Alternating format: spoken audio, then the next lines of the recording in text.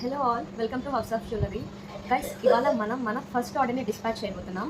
I'm so happy and excited. Come, let's pack with me. ఇప్పుడు మనం dispatch చేయబోతున్న jewellery వచ్చేసి అంతా యాంటీ టర్నిష్ జ్యువెలరీ అండి.